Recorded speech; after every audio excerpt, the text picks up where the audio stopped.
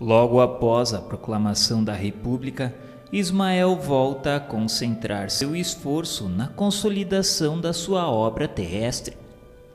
Seu primeiro cuidado foi examinar todos os elementos, procurando reafirmar no seio dos ambientes espiritistas a necessidade da obra evangélica, no sentido de que ressurgisse a doutrina de tolerância e de amor, de piedade e perdão do crucificado. Todo um campo de trabalho se desdobrava aos olhos de suas abnegadas falanges, aguardando o esforço dos arroteadores para a esperançosa semeadura.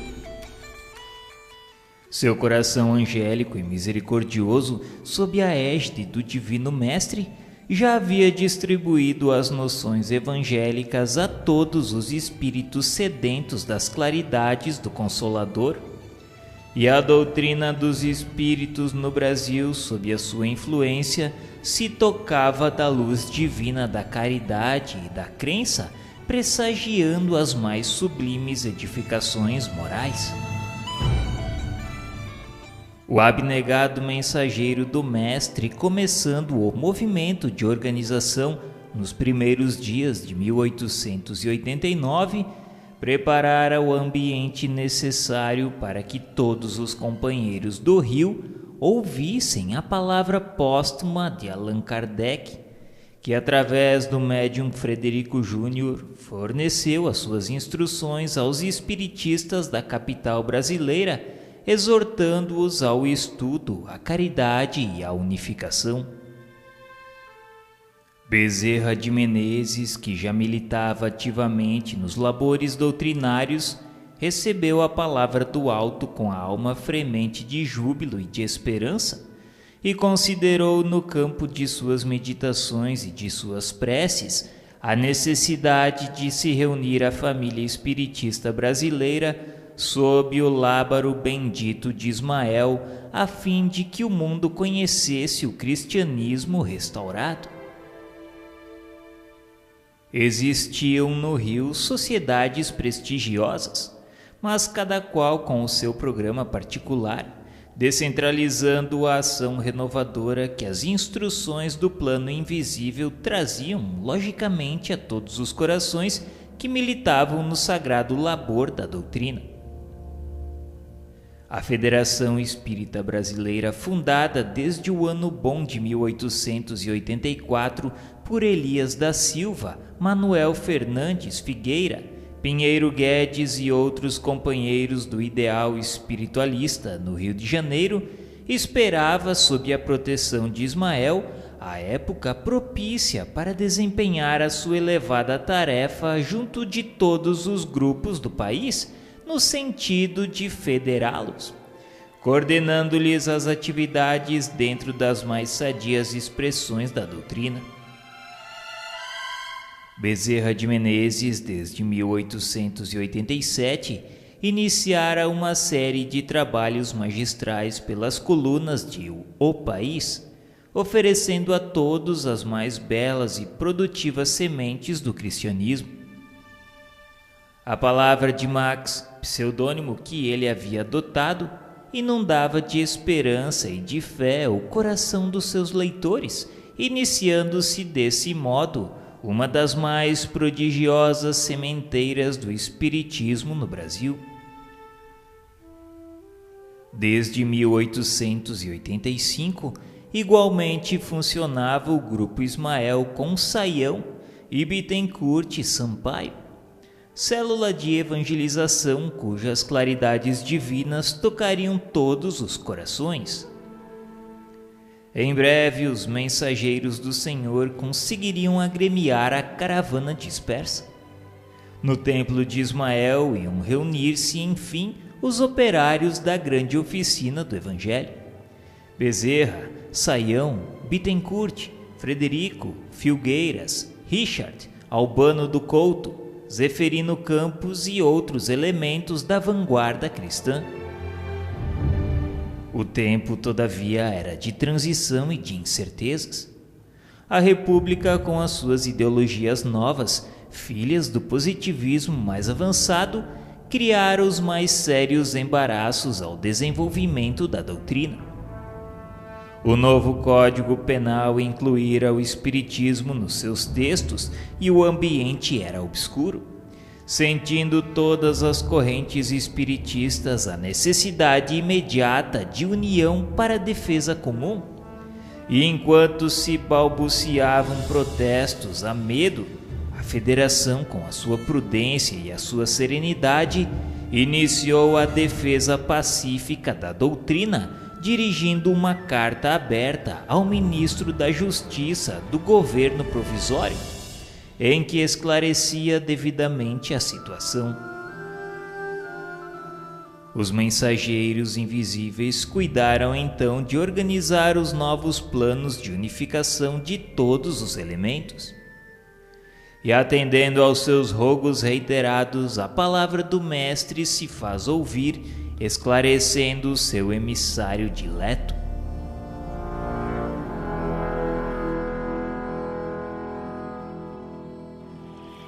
Ismael, concentraremos agora todos os nossos esforços a fim de que se unifiquem os meus discípulos encarnados para a organização da obra impessoal e comum que iniciaste na Terra.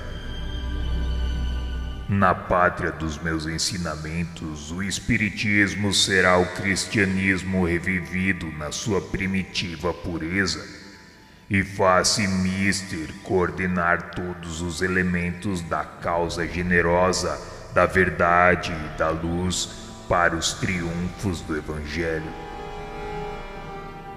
Procurarás entre todas as agremiações da doutrina aquela que possa reunir no seu seio todos os agrupamentos. Colocarás aí a tua célula, a fim de que todas as mentalidades postas na direção dos trabalhos evangélicos estejam afinadas pelo diapasão da tua serenidade e do teu devotamento à minha seara. E como as atividades humanas constituem em todos os tempos um oceano de inquietudes, a caridade pura deverá ser a âncora da tua obra, ligada para sempre ao fundo dos corações, no mar imenso das instabilidades humanas. A caridade valerá mais que todas as ciências e filosofias no transcurso das eras, e será com ela que conseguirás consolidar a tua casa e a tua obra.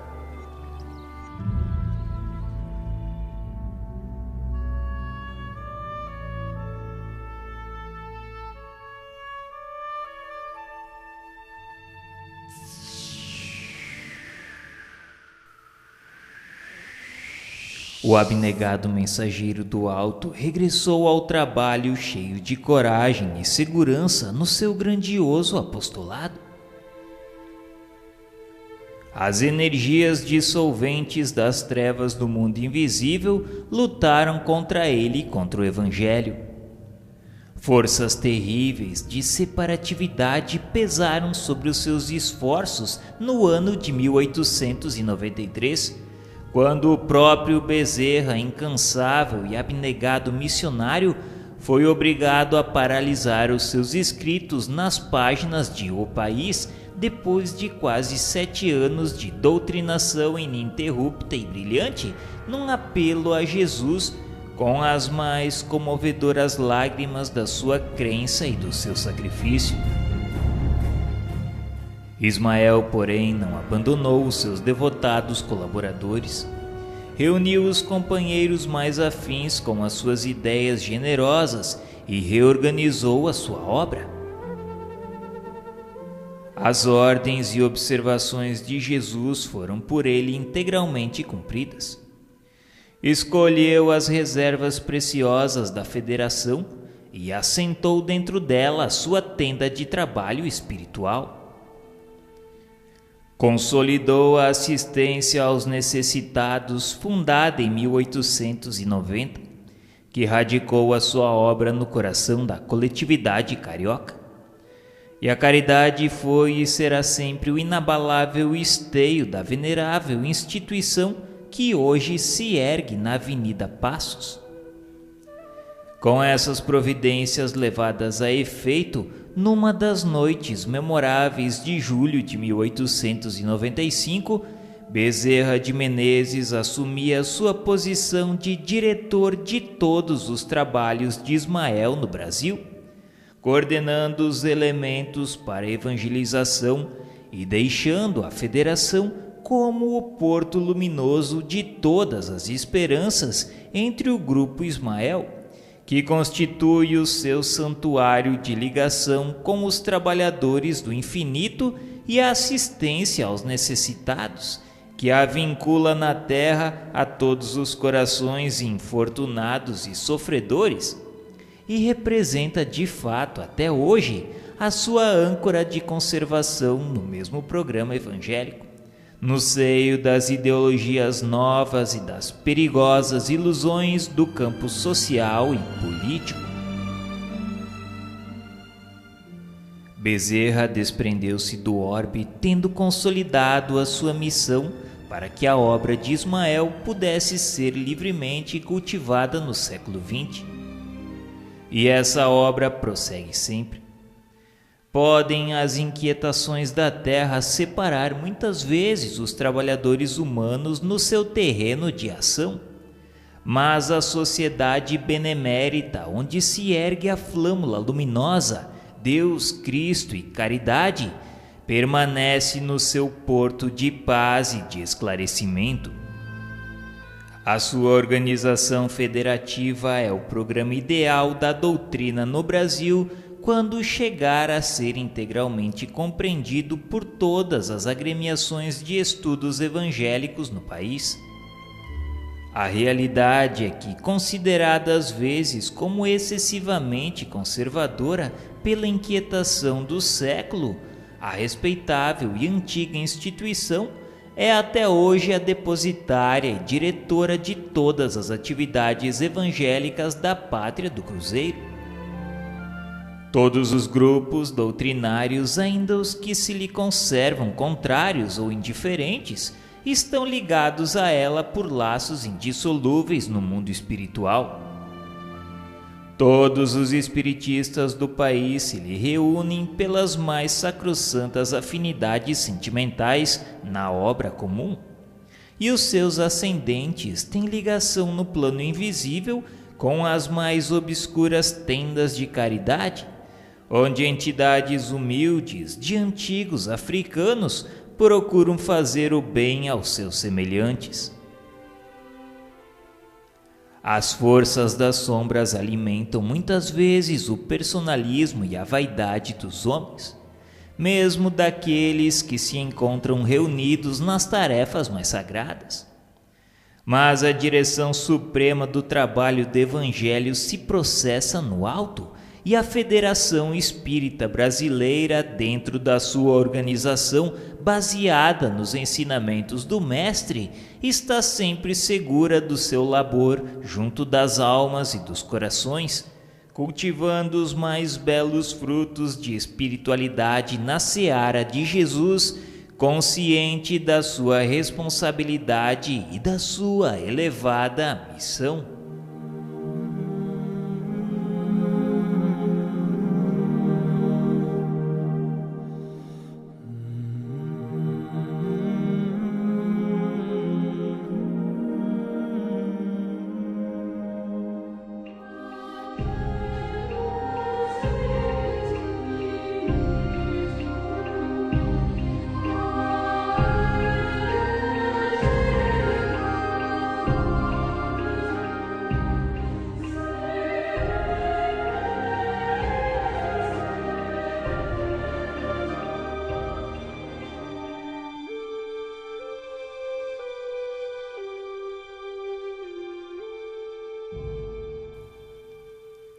Consolidadas as primeiras construções basilares de Ismael na Pátria do Cruzeiro, o Espiritismo derramou seus frutos sazonados e doces no coração da coletividade brasileira.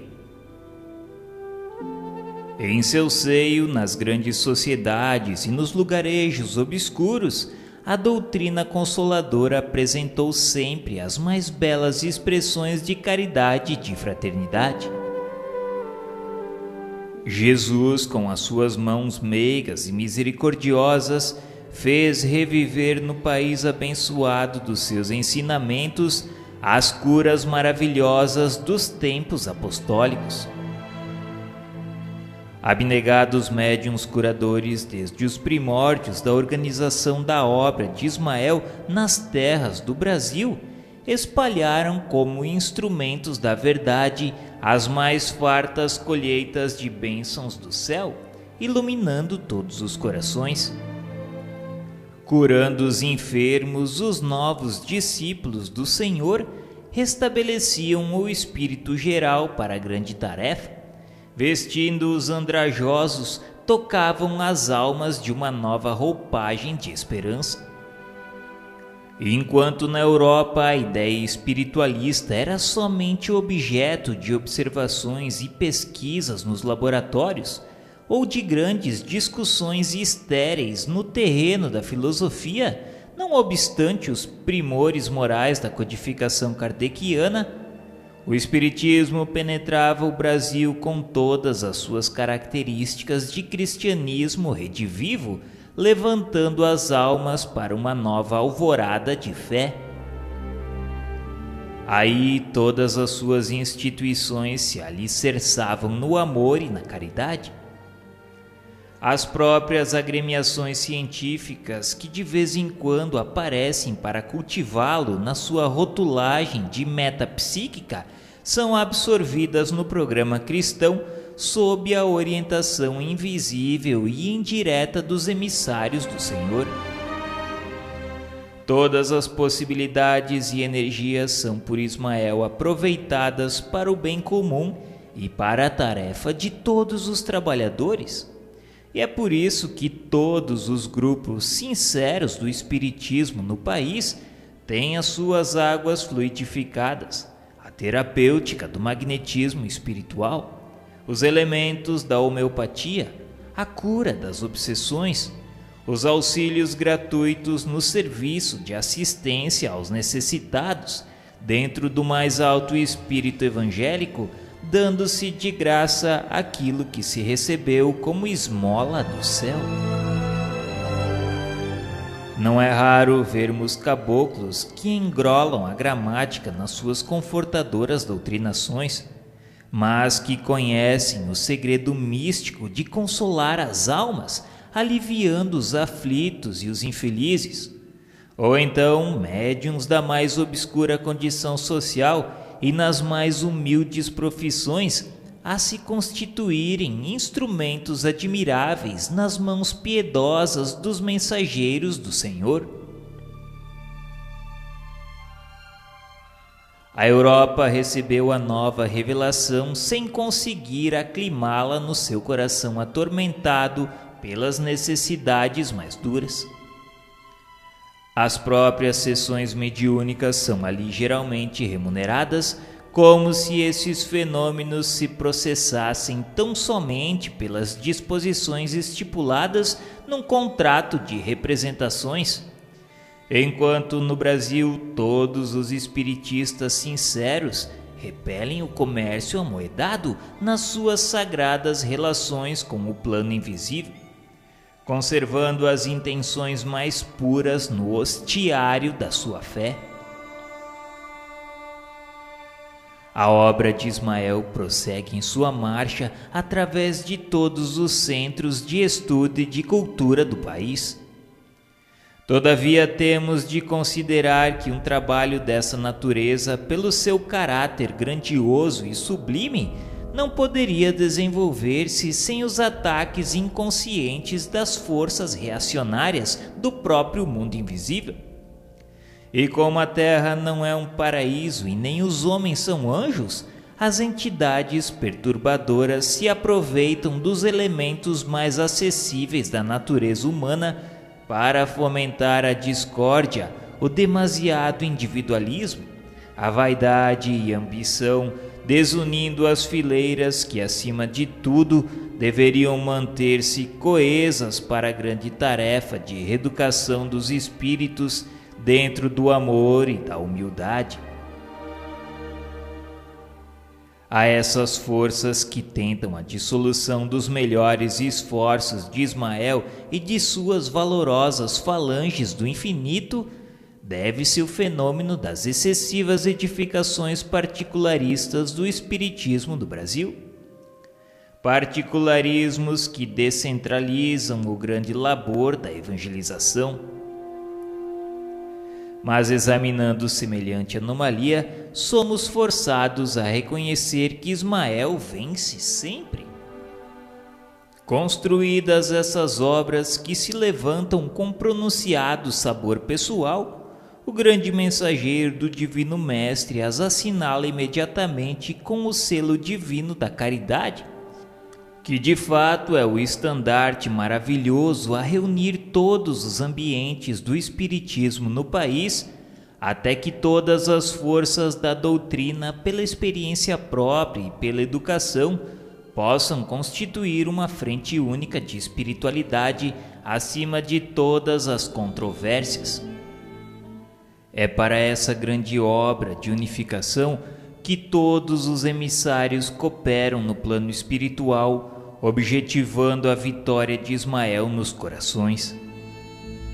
E os discípulos encarnados bem poderiam atenuar o vigor das dissensões esterilizadoras para se unirem na tarefa impessoal e comum, apressando a marcha redentora.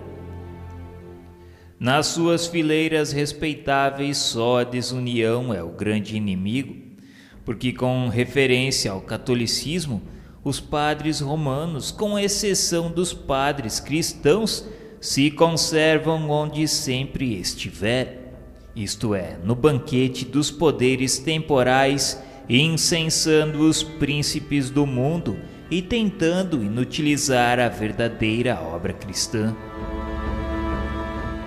Os espiritistas bem sabem que, se eles constituem sérios empecilhos à marcha da luz, todos os obstáculos serão um dia removidos para sempre do caminho ascensional do progresso. Além disso, temos de considerar que a Igreja Católica se desviou da sua obra de salvação por um determinismo histórico que a compeliu a colaborar com a política do mundo, em cujas teias perigosas a sua instituição ficou encarcerada, e que, examinada a situação, não é possível desmontar-se a sua máquina de um dia para outro. Sabemos, porém, que a sua fase de renovação não está muito distante. Nas suas catedrais confortáveis e solitárias e nos seus conventos sombrios, novos inspirados da Úmbria virão fundar os refúgios amenos da piedade cristã. Depreende-se, portanto, que a principal questão do espiritualismo é proclamar a necessidade da renovação interior, educando-se o pensamento do homem no Evangelho para que o lar possa refletir os seus sublimados preceitos. Dentro dessa ação pacífica de educação das criaturas, aliada à prática genuína do bem, repousam as bases da obra de Ismael, cujo objetivo não é a reforma inopinada das instituições, impondo abalos à natureza que não dá saltos. É sim a regeneração e o levantamento moral dos homens, a fim de que essas mesmas instituições sejam espontaneamente renovadas para o progresso comum. A tarefa é vagarosa, mas de outra forma seria a destruição e o esforço insensato. A obra da revolução espiritual no Evangelho de Jesus não se compadece com as agitações do século. Os que desejarem impor no seu compreensível entusiasmo de crentes os preceitos do Mestre às instituições estritamente humanas talvez ainda não tenham ponderado que a obra cristã espera há 2 milênios a compreensão do mundo. Todos os que lutaram por ela de armas na mão e quantos pretenderam utilizar-se dos processos da força para a imposição dos seus ensinamentos no transcurso dos séculos, tarde reconheceram a sua ilusão, redundando seus esforços no mais franco desvirtuamento das lições do Salvador, porque essas lições têm de começar no coração para conseguirem melhorar e regenerar o planeta. É dentro dessa serenidade, sob a luz da humildade e do amor, que os espiritistas do Brasil devem reunir-se a caminho da vitória plena de Ismael em todos os corações.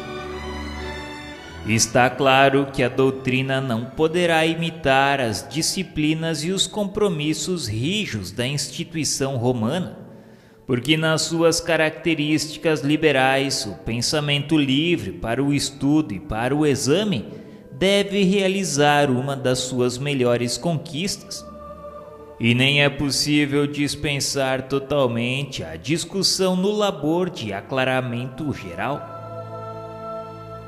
A liberdade não exclui a fraternidade, e a fraternidade sincera é o primeiro passo para a edificação comum.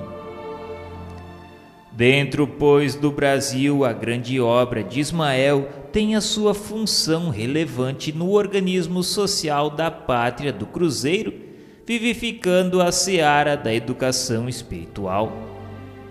E não tenhamos dúvida, superior às suas funções dos transitórios organismos políticos, é essa obra abençoada de educação genuinamente cristã, o ascendente da nação do Evangelho e o elemento que preparará o seu povo para os tempos do porvir.